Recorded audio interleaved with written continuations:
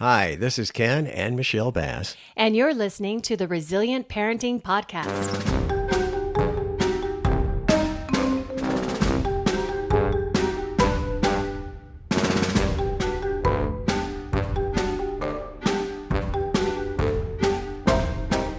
Hello and welcome once again. Hello. Hello? Is this thing on? I just wanted to be sure and point out the fact that I have a tendency to refer to each and every one of these episodes as being the podcast. Mm-hmm. And I get reminded by Michelle, remember, this is an episode, not a podcast. The podcast is the whole thing they're listening to, Resilient Parenting Podcast, not the Resilient Parenting episode. Welcome. No, you would say welcome to another podcast of the Resilient I think I'm having Parenting. an episode. I was like, this is a podcast, but this is an episode of the podcast. Yes. Okay. So it's me and Why Michelle. Why does this remind me of us driving? I don't know. Turn left here. No, turn right here. What? Go faster. You can make it. You could. Oh, you missed it. You were too slow. Okay. It's the two of us and our cat Draco on the kitchen counter looking at us like, you guys are nuts. Yeah, he's a pain. Yeah, it is time. But I love him. It is time for, another episode of our podcast. I thought we were going to play a game or something. That's what it sounded like. And now it's time for another episode of Where's the Cat Going to Sit In Now? Remember, if you want to get a hold of us. Yeah, you can find us on Facebook at the Resilient Parenting Podcast. And then we're on Instagram as well. Same, the Resilient Parenting Podcast. Mm-hmm. And I'm trying to think where else. That's where we are right now. Yeah. Yeah. Stay tuned. Another episode coming up here. Or is this another episode now? Gosh.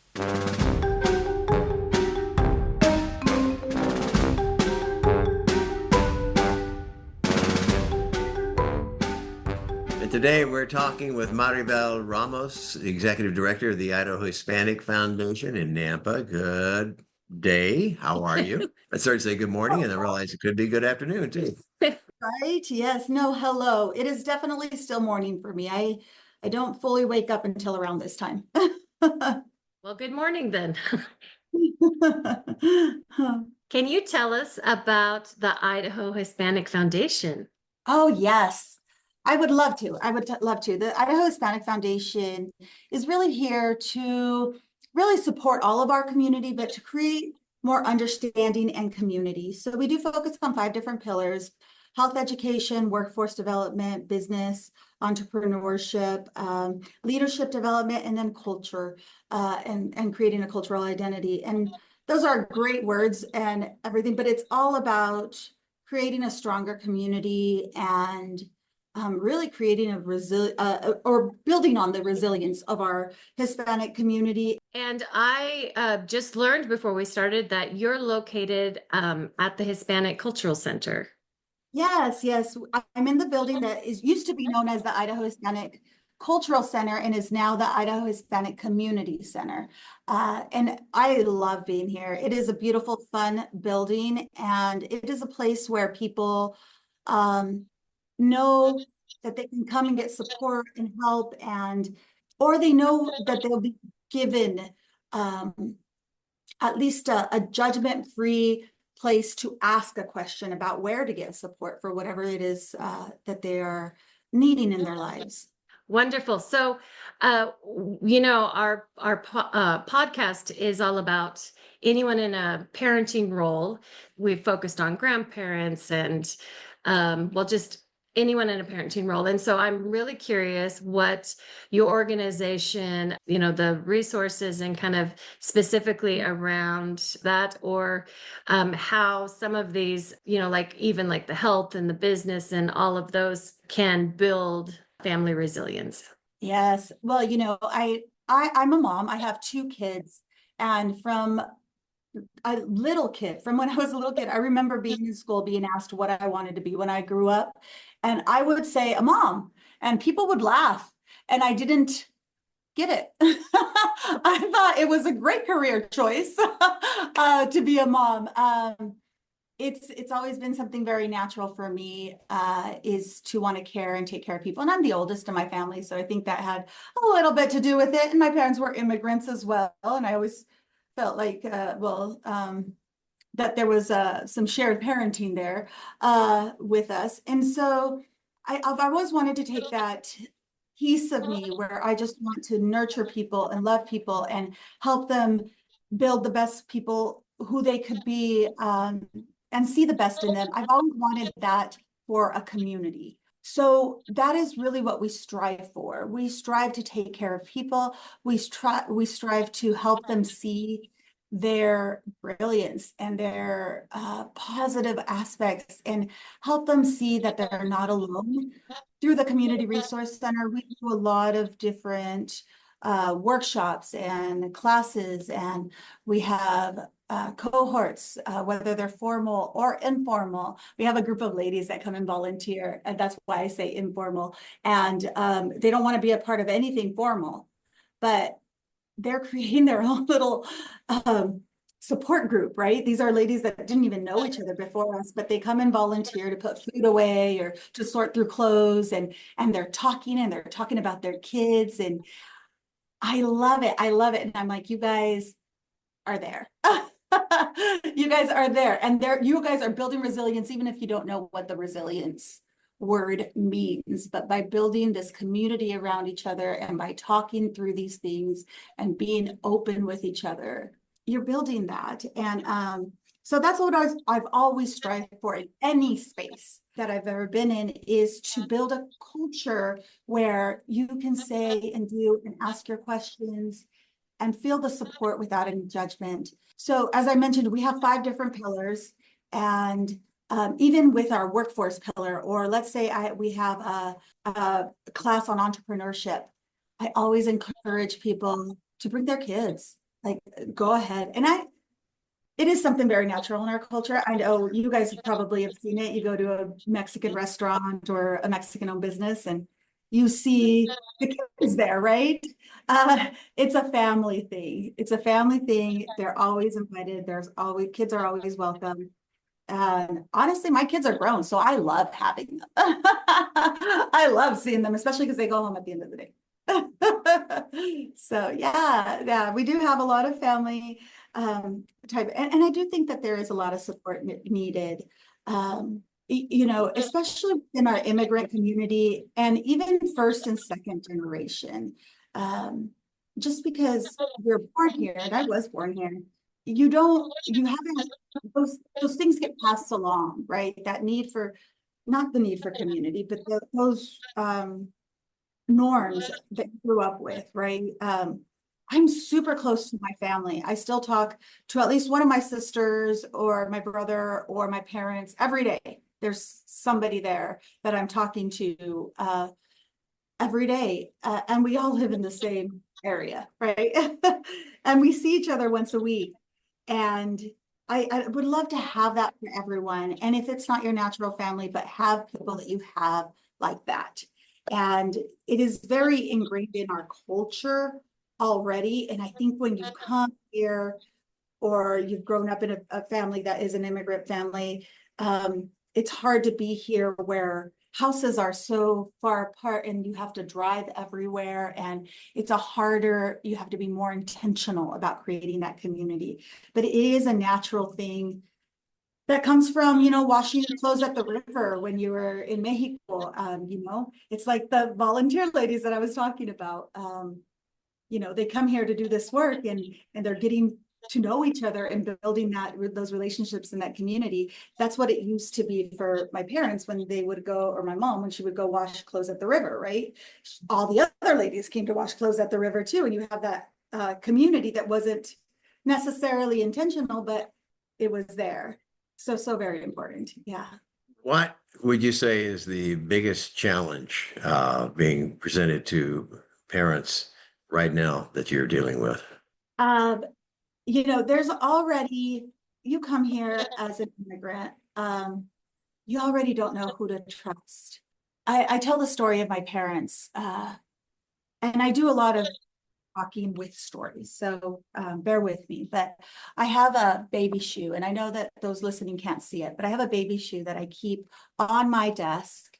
Can you And it's describe when it? I was 50. Yeah, it's a size 1 little baby shoe. Mary Jane, I think is what they called. It's got little button, little flowers. It's my baby shoe from when I was a little baby.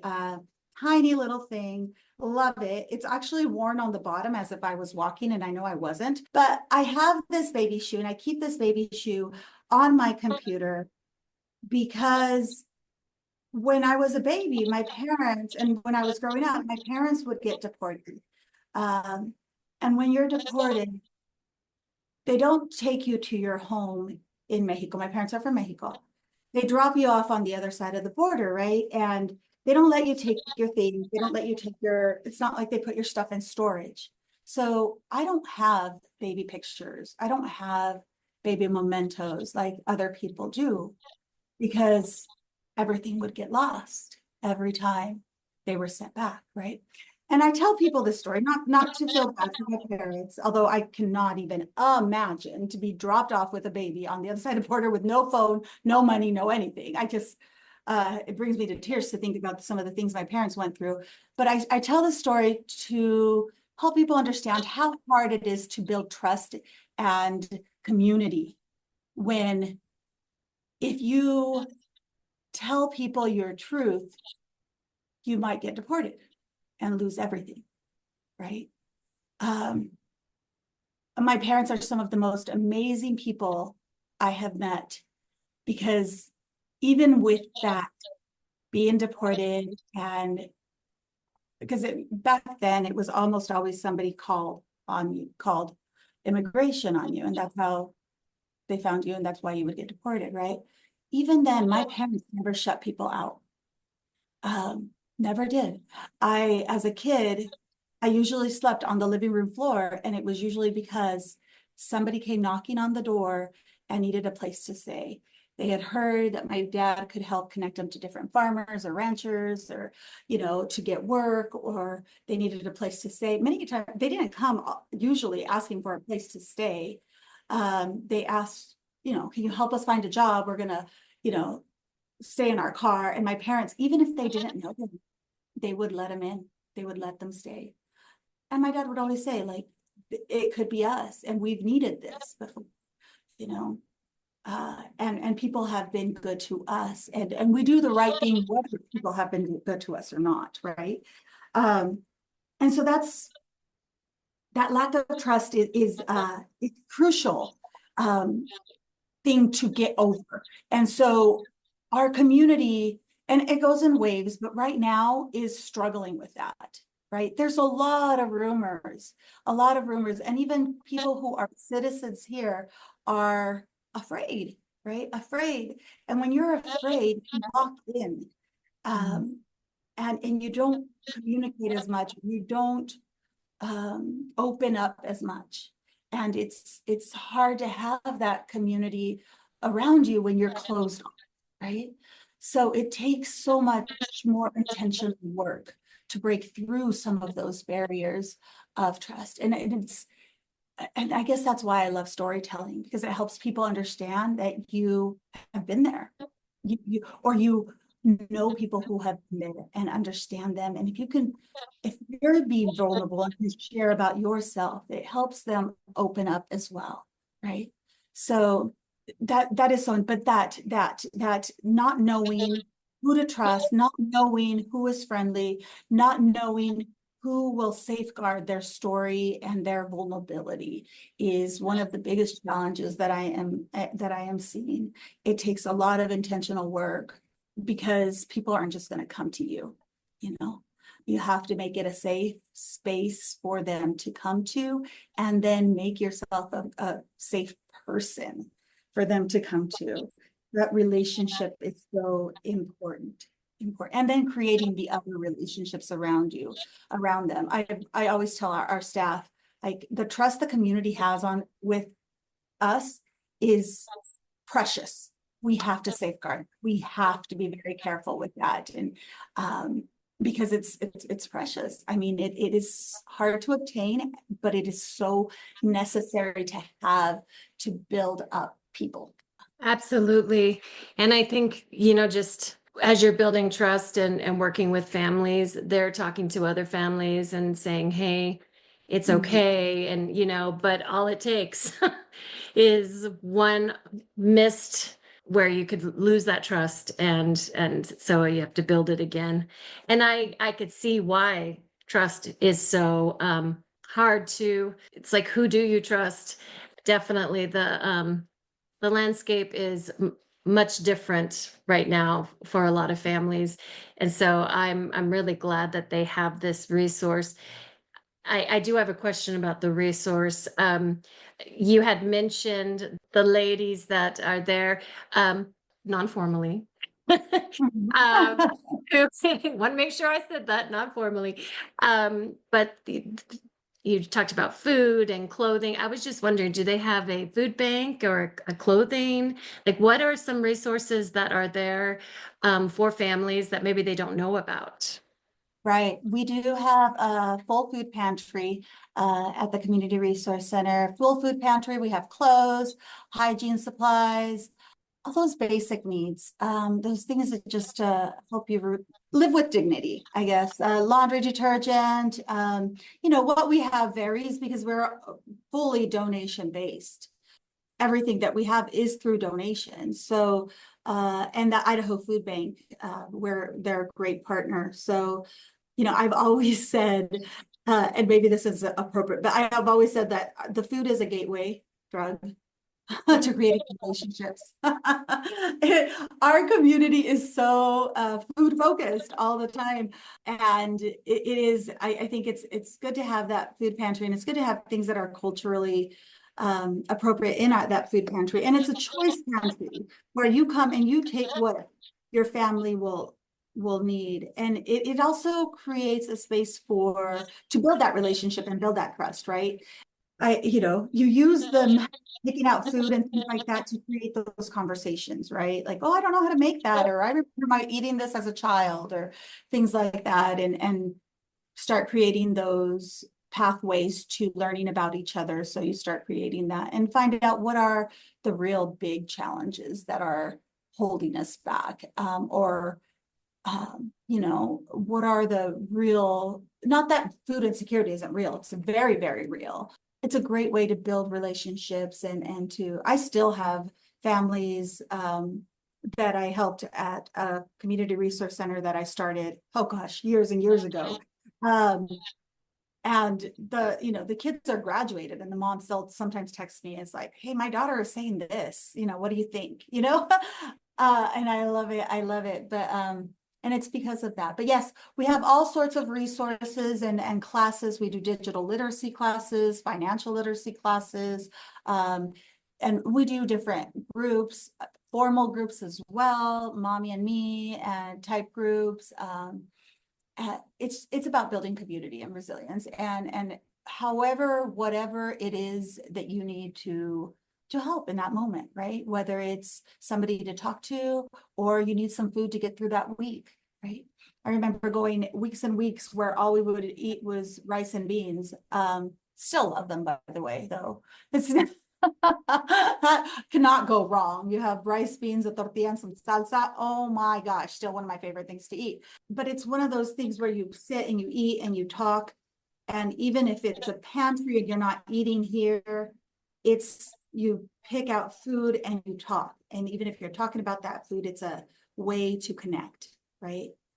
And then what we find is like those ladies, they were here, they would come to get food or to get, they don't have laundry detergent this week or whatever it is. And now they want to give back, right? And it's not that they now have it all. Sometimes they do need still, but they also want to help.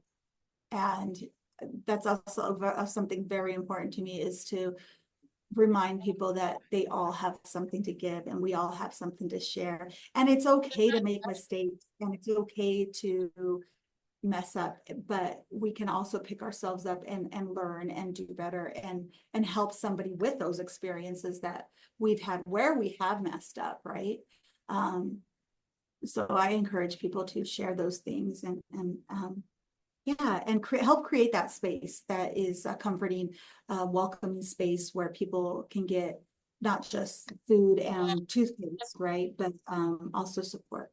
I am curious. So, speaking of building community, for those that are listening who maybe want to support and donate, what's the best way for them to get a hold of and find out what the need is and to be able to do that? Yeah, well, we always encourage visitors, love having visitors.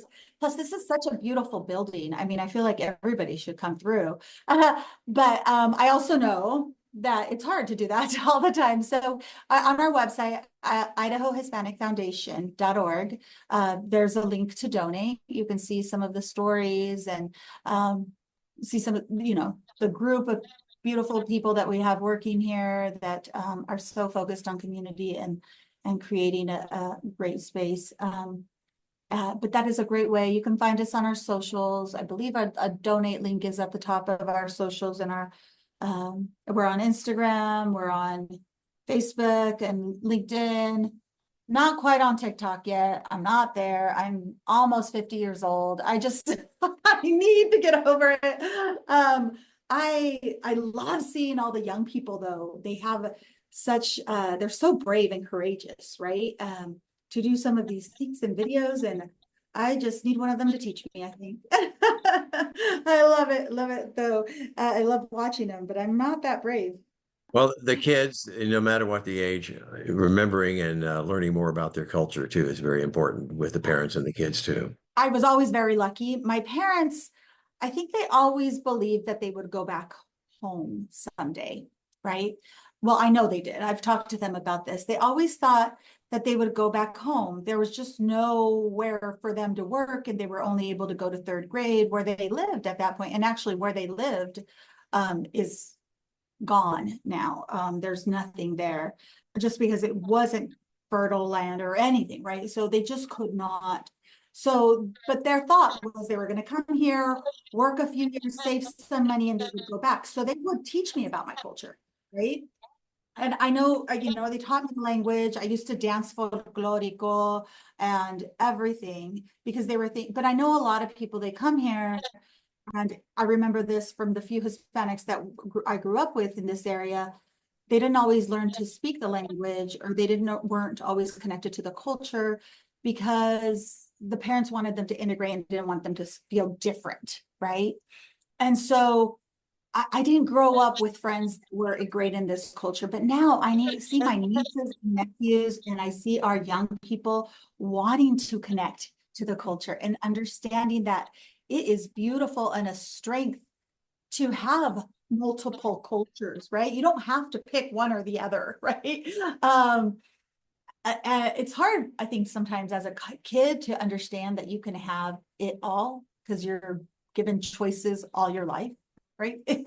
You can have this or this, it's a parenting thing that we do. And so then you think I could take my Mexican culture or my American culture or my Chilean culture or my American. It's like, no, you don't have to choose on that one. But I love this resurgence of kids knowing that and understanding that. I do think it comes from a generation of people who, like me, felt like we didn't have enough of that. And so we try to build that up. But I love seeing it and encouraging it, especially in adults. Something that I see that a segment of the population that need that community culture connection is some of those first, second, or even third generation Latinos who don't speak Spanish or have not connected with that culture for maybe the reasons I already mentioned or other reasons. And I've had some of them say, I just don't feel like, I know I'm a Latino, I know I'm Hispanic, but I didn't grow up with it. So they have this disconnect, and they're like, and so I have to remind them it's not too late, right? Just like I have to learn how to use a new app on my phone every other day. You can also learn about your culture. It's not a done deal and it's too late, right? we can learn now. You're accepted and loved and not judged for not knowing it, right? Because there's a lot of things I'm still learning about my cultures, right? All of them. So it's not too late. And I guess that's an encouragement that I would love for people to understand. If you have any cultural background, it doesn't have to be Hispanic. Hey, maybe Irish is in your blood, hey, learn about that. Like, it's so interesting, and connect with people on that. Use that. Sometimes those are safe topics to build community, right? Because you're sharing, again, music, food, using those to create a connection, and it's never too late.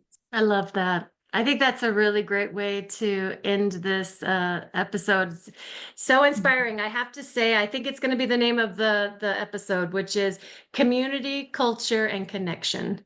And that's what you Yes. said. And I was like, that is beautiful. And I think that really sums up the Idaho Hispanic Foundation and the work that you're doing. So thank you so much. Thank you, Maribel. Yes, for joining us and our listeners. Thank- Everything that you talked about will be in the show notes. So again, thank you. No, gracias. Gracias a ustedes. Thank you for just taking the time to learn about the foundation, who we are, and what's important to us.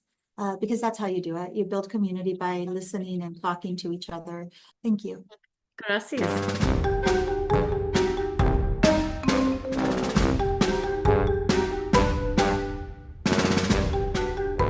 This podcast is brought to you by the Idaho Children's Trust Fund,